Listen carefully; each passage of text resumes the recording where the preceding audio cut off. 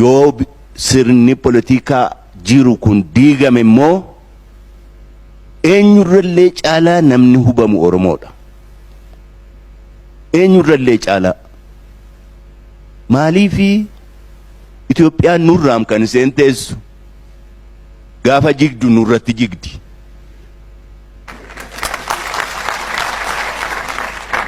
Kana dabalee saba Itoophiyaa hunda 80 meeqa keessa sabni nu keessa nama hin qabne hin jiru. Lammaffaa saba kamuu caalaa ollaa baay'ee qabna. Olloonni keenya kun immoo nu sodaatus nu tuffatus. Takkaa waan akkasii nagarreen. Nama sodaatan silaa hin tuffatan. Nama tuffatan hin sodaatan. Nuti garuu lachuu qabna. Maaliifi kuni jedhee si'a baay'ee of gaafadhee itti rakkadhee maaliif nu tuffatu? Waan nuti of tuffannuuf nu tuffatu. Nuutu of hin kabajnu, wal hin kabajnu.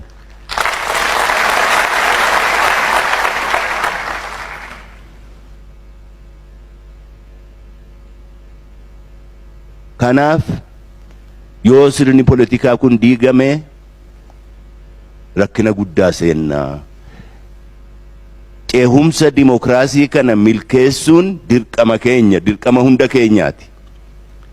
Waan tokko ol yaadachiisu barbaachisa.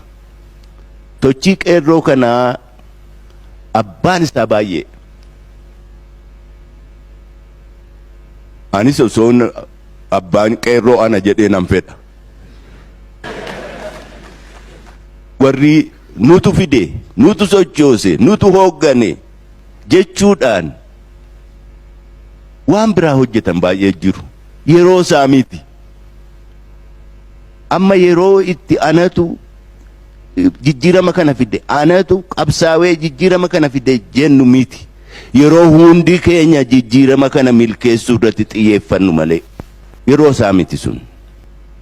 Kan biraa Oromoon amala ta'u kan inni qabu salphaatti walitti naafa.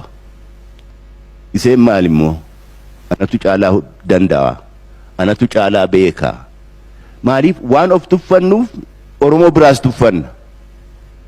Qooda Oromoon biraa qabus xiqqeessuu qabna.